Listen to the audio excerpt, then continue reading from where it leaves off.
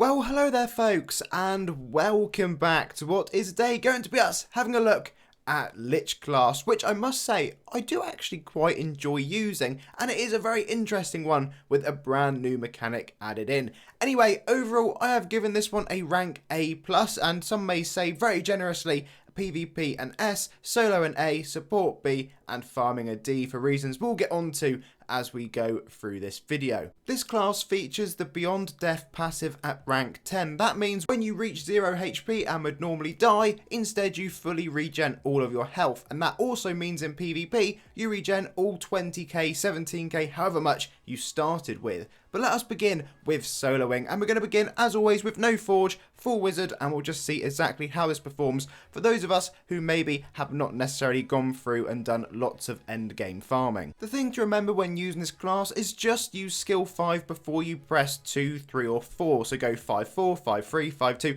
etc. It doesn't really matter too much what order you do it in, or at least I've not found it to be a major problem. One of the things with this class you will notice is mana is an issue. However, if you need more mana, just hit skill 4, that will regen 20 of it. I will go through all the skills in detail at the end of the video as always, but it's just good to note at this point in time that skill 5 will be applying for you Ex Mortis. That buffs up all your other skills. Skill 4 will regen your mana, skill 3 will lifesteal from your target, so that is your heal, and it also applies extra debuffs to the enemy, and then skill 2 is all about just doing some extra damage. It is also just worth saying that skill 3 does have a 2-second decay, and yes, this class is viable in some ultra battles, and we will touch on those in a little bit. Now then, you've seen kind of what the damage looks like if you're just using a plain old wizard, so let's stick some forge on. Most of the video I was using Dauntless and Elysium, and then we had Numa and Layman as the capes, rightly or wrongly. I'll look at the accurate forge build in a future video, but that's just what I had on. I know some people like to know what we're running at certain points. So once you stick your forge on, you go from max critting about 20k just with full wizard to going into this and doing far more regular high DPS numbers. It does get to around the 11,000 damage a second. We didn't have any pots on. Did also try it with Ellie at this point, but I was getting more about 8 to 9,000 damage a second, but that could have just been due to the forge build. I do find this to be a more than viable solo option, and it will do you well, probably at monsters with slightly lower HP than we showed there, but at least for now I didn't manage to hit those S tier numbers. However, let us move to PvP, which I tell you what, I added in the enjoyment factor to this. Imagine this is a low S tier, that's where I put it. Just feels incredibly tanky. That's the way I would describe it in PvP. Not only are you going to be able to regen and essentially get a second life from it, it also does really high damage numbers for what I consider to be in a PvP arena. Only when we get to a couple of the other real challenging classes later on does it become a slightly more challenging fight. For reference, in this battle you can see in the background I took off all the forge just so you can see a plain old run again with full wizard. It does struggle considerably more, however it does hold its own for a significant period of time, again leading into that tankiness that it likes to show off. Back on with our forge enhancements now. What I will say about this class is when you get stunned, which is very likely when you head into a PvP arena, you can usually outlive the stun, because once you get through that phase you can pre-stack your 4 and 5 before you even enter the fight anyway, then you're ready to go straight on with 3 and apply your debuffs and ready with a 2. The time I really struggled with mana at all with this class was more so when I wasn't using your forge enhancements, but even then, as long as you're just making sure to use your skill 4 to reduce the cost of your mana and also regen some of it, you do just not notice it so much. But if you're just skill spamming 2 and 3 quite a lot, then it's just going to disappear rapidly. Now, as we said, in PvP some classes, of course it is going to struggle, with Legion Paladin being one of them. Whilst it can try to out-tank it for a little bit, the DPS numbers, it literally just can't keep up. It's always worth remembering PvP, you never know what your opponent's running potion-wise, so that's just something to bear in the back of your mind. Master was the next class up, and again, this one we did have a similar fate to what you just saw with Legion Paladin, although we did manage to get a little bit more of its health, but the battle was over nice and quick that time around.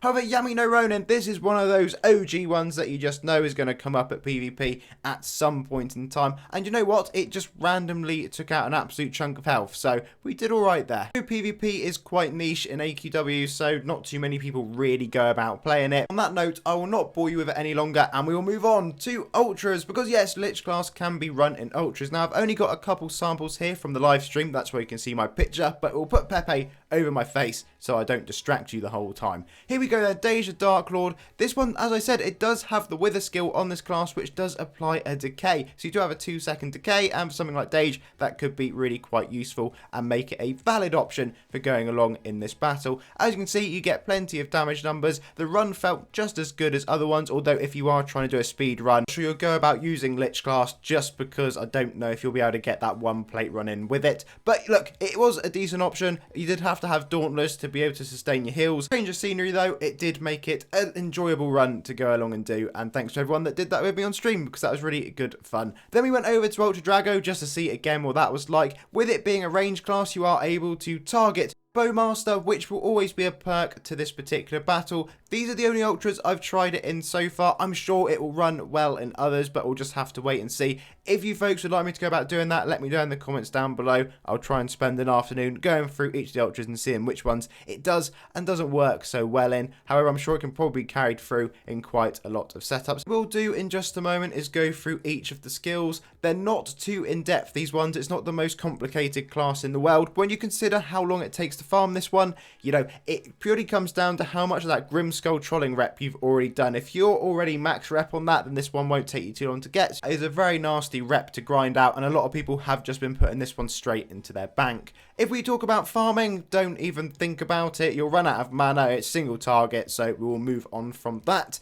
And now let us talk about those skills. So first of all, you have got your auto attack. This one is Unleash a Messiah of Death. Dealing physical damage based on your spell power, applies Death Blight to humans and 8-second damage over time that stacks to 25. 2 is Undead Assault. Attack alongside your army, deals double damage. Ex Mortis is active, and that is what you get off of skill number 5. Then we have got Wither. Leech life from your target, dealing damage based on attack power while healing you. Applies Withered for 8 seconds, reducing your target's outgoing damage by 40% and crit chance and dodge by 20%. If Ex Mortis is active, applies Necrotic Curse for 8 seconds, reducing your target's magic resistance by 40% and applying Decay for 2 seconds, negating all non-life stealing abilities.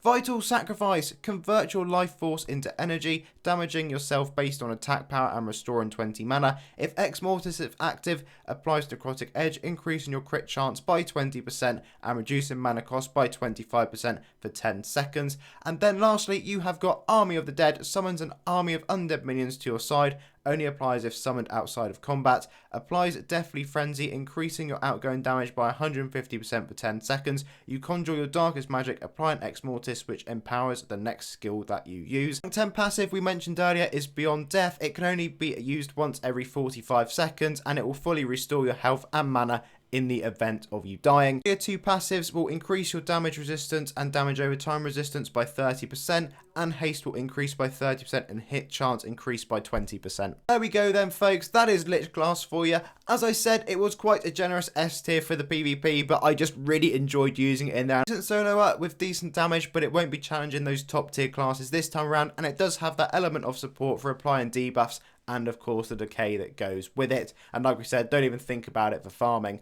Anyway, as always folks, thank you very much for watching. Please do leave a like and of course subscribe, and I'll see you all again for another one incredibly soon.